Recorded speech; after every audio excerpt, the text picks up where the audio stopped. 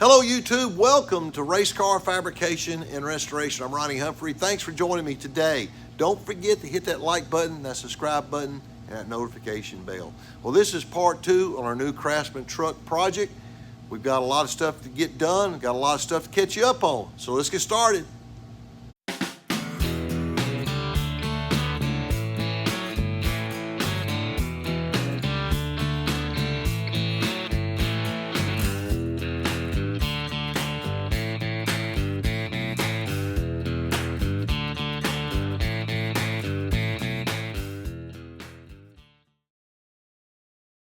Okay, on our last episode, we got the motor out of the truck, and since then we got everything broken down.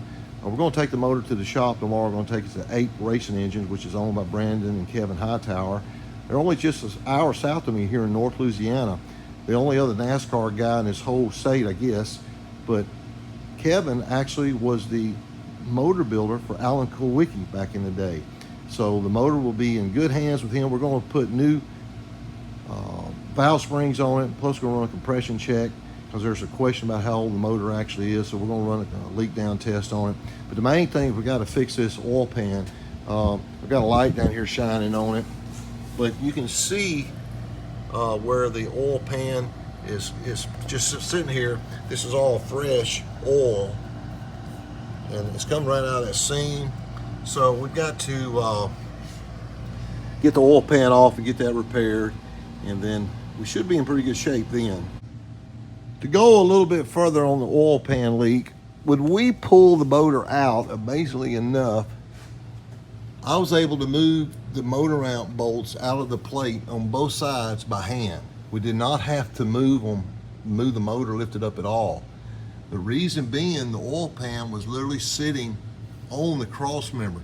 You can see right here where the oil pan had actually rubbed this weld off, rubbed it down. So what our plan is on this, we're going to come in here first of all, we're going to move this little piece of tubing right here.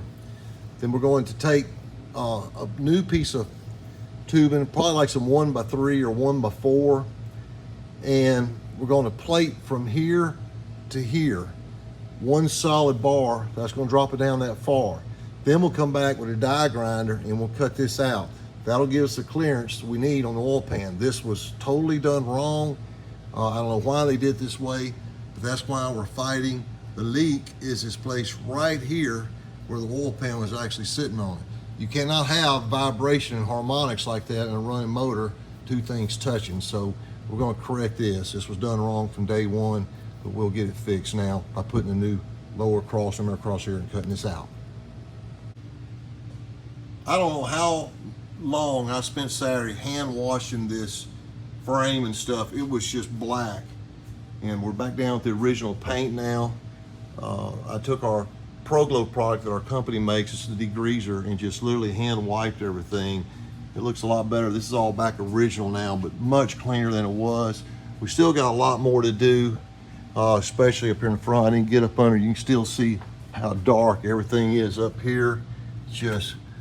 This is nothing compared to what the back was. We still got to clean all the frame up here, but we're working our way forward from the back. It's just a lot of scrub, but we will get it.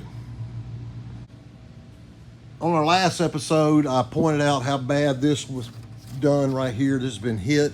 We came in, actually Buddy came back to the shop this week. All you long-time subscribers know Buddy is my right-hand man. He's back in the town helping me a little bit on this truck, and you can see we got to clean all this up. I hadn't wiped out, so that's the difference there. But he put new struts back here, body supports, and this has pulled this out straight now where it's supposed to be in. We also repaired the nose in the front. This is all back together tight now. This was all bent up, this has all been straightened, and we still have to fix some fiberglass right here, and right here this nose took a lick that way. But we'll refiberglass that. We're going to put a new front valance on the front of it too, and of course we'll do that after we get it painted. But really happy to have all this. Glad to have Buddy back working on the vehicle. Y'all be seeing him some. Hopefully this weekend we'll do a little video with him in action. But we still haven't done this rocker panel. In my last video I called this a quarter panel. Sorry, obviously it's a rocker panel. See how bad that's bent up. So we still have to knock that down. But we got this quarter piece done here on the rear quarter panel. We also have this fixed on the right front up here. We pushed this out. This is much better now. Of course, it needs body filler put in, but this is all solid now. All this was broke loose. We fixed all that. Now we're a lot better off on that now. Still have to get this fender knocked out here. We'll do that with a dolly and a hammer. And then we've got the one dent up here in the right front fender. Got a pretty good whack in it right here. We'll hand dolly that out as well. Going to the cleanup on the front end as well. You can, I don't know if you can tell or not, this is light and day compared to what it was. Let me turn off his light. It's kind of blinding here. But this is like brand new compared to what it was. Our Pro Glow cleaner is just amazing stuff. It lasts way longer than what brake cleaner does, but just everything is spick and span clean now. I think I spent about 3 hours hand washing this thing, literally hand rubbing with rags and with Pro Glow. So this is what it looks like, finished up, so we're very happy about that. This is our Pro Glow product I was telling you about. This is our Power Sports wash. This is our degreaser. This is what I've used on the truck all over to get it off. Just one bottle of this is equivalent to the cost of 1 can of brake cleaner. However, this bottle of degreaser will last up to a half or 3/4 of a case of brake cleaner. So it goes a whole lot further and equals the cost of about 1 can. Power Sports wash is a post-race wash. Many of the top dirt track drivers in the country, World Outlaw drivers, both sprint cars and late models are using this. Scott Bloomquist, Garrett Albertson, the Black Diamond race cars, even Kyle Larson, car owner.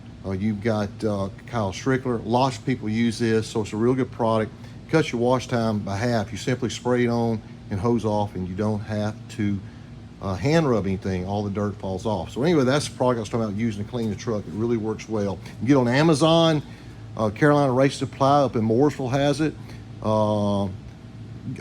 Summit Racing Equipment carries it. But you can get it online, just wherever, just research Pro Glow Power Sports Wash, you can find it. But there's 2 different products, the degreaser and the wash. So that's what did all this. Okay, I was telling you how well our Pro Glow product works. And I thought, well, hey, I'd give you a little demonstration here. Again, this is what it looks like. But a little bit on the frame up here, a little bit of oil tank. It's just that easy. The difference between this and brake cleaner, like I say, you do have to rub, but this goes so much further than brake cleaner. You can see how it just starts running off. Very, very, very good cleaner. Just put a little bit of rub behind it. But anything you have greasy build up, even on the oil tank here, great product. All right, I'm gonna show you this area here, just how black and dirty it is. I've already squirted a little bit of Pro Glow up there. We'll see what it does here after we get it cleaned up and show you the before and after. You can see how the grease is just literally running down now. This truck is filthy.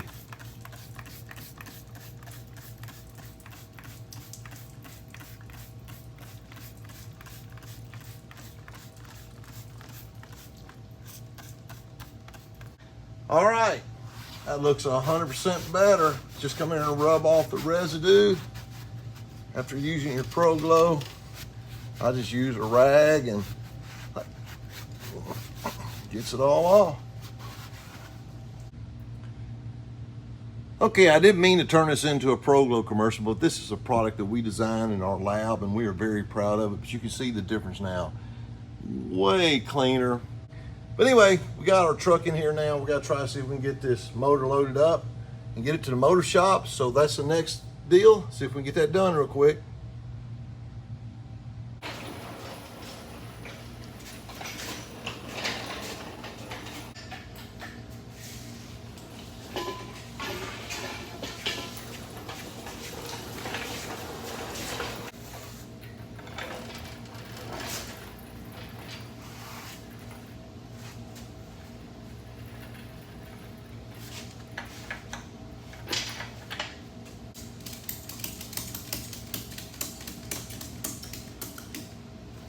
Well, we got the motor loaded up. We're going to head down to Ape Engines and see if we can get Mr. Brandon Hightower and his dad, Kevin Hightower, who was a former motor builder for Alan Kowicki, as I mentioned earlier.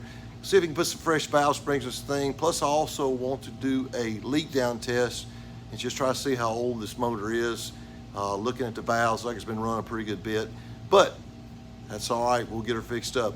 As always, have a fantastic rest of your day. We'll see you next time on Race Car Fabrication and Restoration. God bless you. You take care.